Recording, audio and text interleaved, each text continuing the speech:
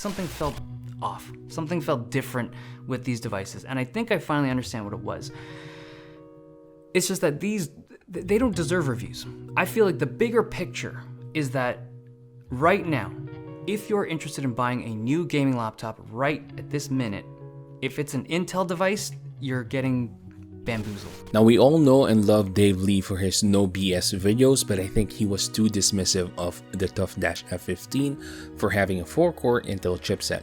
And while saying 4 cores out loud just feels wrong in 2021, you'd actually be surprised by the results that I got.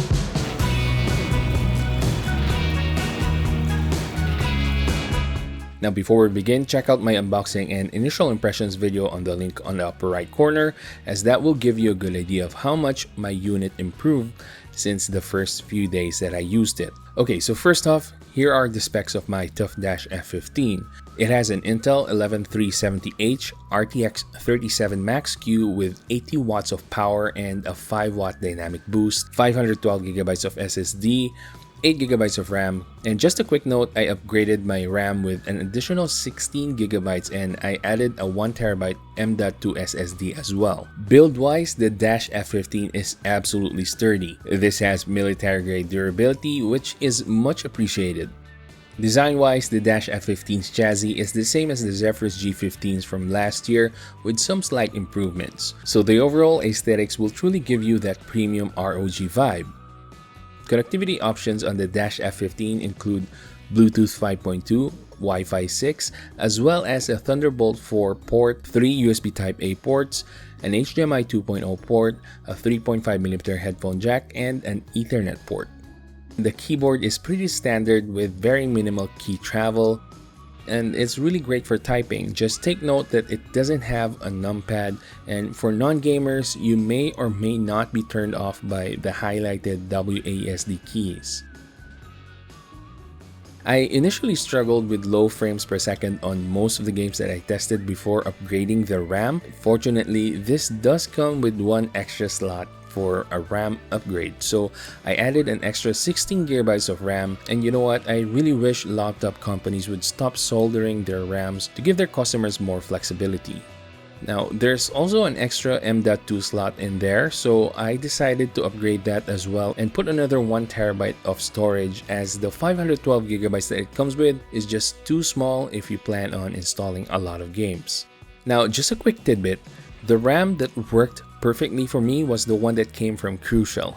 I initially wanted to save a few bucks and went with an ADATA first, but that only caused the Dash F15 to boot loop non-stop. So for those planning to upgrade their RAM, I'll link the Crucial RAM that I bought in the description box.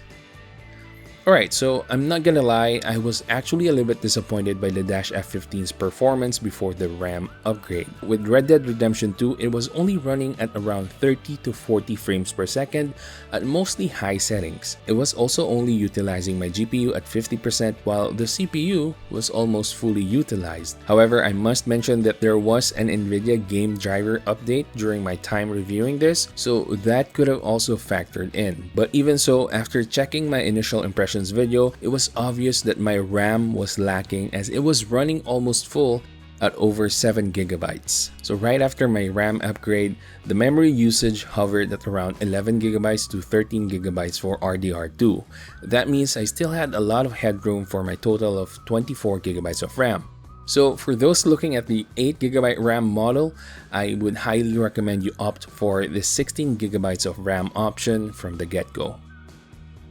Now, for all of you benchmark freaks, here are my results for some of the games that you requested me to test. Most of the games that I tested here are on high or ultra settings, except for Fortnite, which I set to only high, as Epic settings seemed to be jittery at times even though it had good frame rates.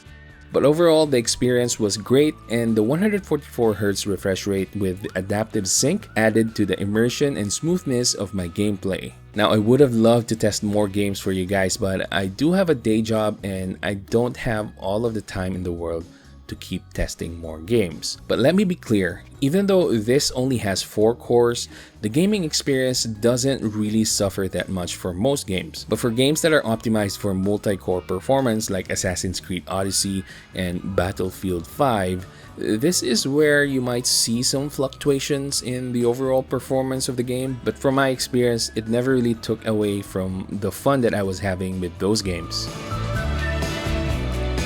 Now in Cinebench, you'll see that its multi-core performance is just decent. However, where the processor shines is with its single-core performance, with a boost clock reaching 4.8 GHz for the variant that I have. This will devour single-core applications with no problem.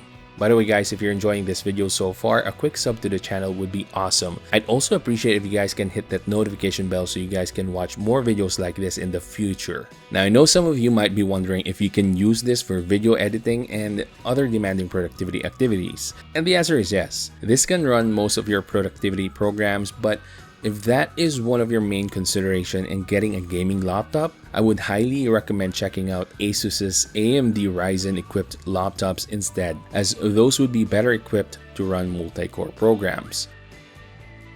The thermals on the Dash F15 are amazing. The GPU and CPU remained relatively cool at about 75 degrees Celsius, rarely going up to 80 degrees. Just purely on the thermals, this is definitely way better than on previous Ryzen laptops that I've tried before.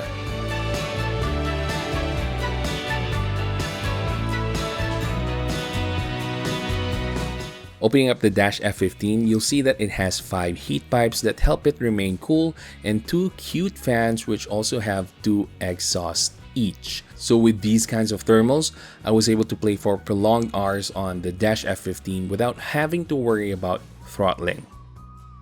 Moving on, the display is surprisingly good even though it only has 64% sRGB. It's not too saturated, but the images still look vibrant, and the 144Hz refresh rate with adaptive sync helps improve the overall smoothness whether you're playing a game or just watching videos from YouTube or your favorite movie streaming services. Now for those who want to do color accurate work, you might want to look somewhere else. I'm not a pro when it comes to color grading, but at 64% sRGB, it's definitely not the best idea to use this for such type of work. There is a higher variant with over 90% sRGB and a 240Hz refresh rate, but that isn't available here in the Philippines. If you're a creator like me, there is one major thing that I guarantee you will love about the Dash F15 when it comes to productivity, and that is Thunderbolt 4. Even with a non-Thunderbolt 4 external SSD, I managed to get around 700 MB per second of file transfer speed. Transferring hundreds of gigabytes of files will seem like a breeze with this feature. For creators, every minute counts, and so with Thunderbolt 4, you can expect to get a more efficient workflow. I've actually gotten used to this transfer speed that I even tried to look for something similar on my AMD desktop system.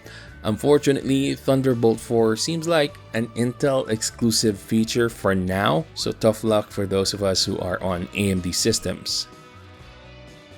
Next up, let's talk about battery life on this. I think this is one of its winning features. This is definitely something you can bring along for long distance travels if you just want to watch videos along the journey. I managed to squeeze out a whopping 11 hours of purely video playback on battery power. That is absolutely crazy. Now on the other hand, I would never ever recommend gaming on this on battery power. But if you must insist, expect about 2 hours of battery life when playing games. Just take note that the experience won't be perfect as the system actually goes into survival mode to conserve more battery. Now let's talk about the things that the TUF Dash F15 doesn't have. First off, there's no webcam here. Some people like it and some people don't. For me, I feel like ASUS could have just included a cheap one, just something you can use for emergency situations when you don't have a dedicated webcam with you. And I know third-party webcams are becoming more affordable now, but for those times when you forget to bring a webcam with you, a built-in webcam would really come in handy, especially during these times when meetings are mostly online. You also don't have a fingerprint scanner on this one. And lastly, you might think that this has an RGB lit keyboard, but as a matter of fact, you only have the teal backlighting, and while it's a curious choice, it actually works for me. Okay, so decision time. Should you get the TUF Dash F15 or should you be looking at other options that have more cores? Well, unfortunately, there is no definite answer for everyone. I can only offer my opinion on the TUF Dash F15, and that is, if you're looking for something that has great thermals, great single core performance that would run all of your AAA games at almost 60 frames per second or more, then the TUF Dash F15 could be a great option for you. Thunderbolt 4 and a battery life that just goes on for several hours are the other two factors you should greatly consider this for. Now, for those looking to do some streaming and more productivity activities, while the TUF Dash F15 can handle those, I'd highly recommend something that has more cores for such tasks. I know the tech community is up in arms against Intel, and even I was bewildered that they decided to put a 4-core processor on this, but I think it would be a crime to just write this laptop off just because it has an Intel processor. At the end of the day, the actual performance matters, and for a gaming laptop, the Dash F15 delivers on that end.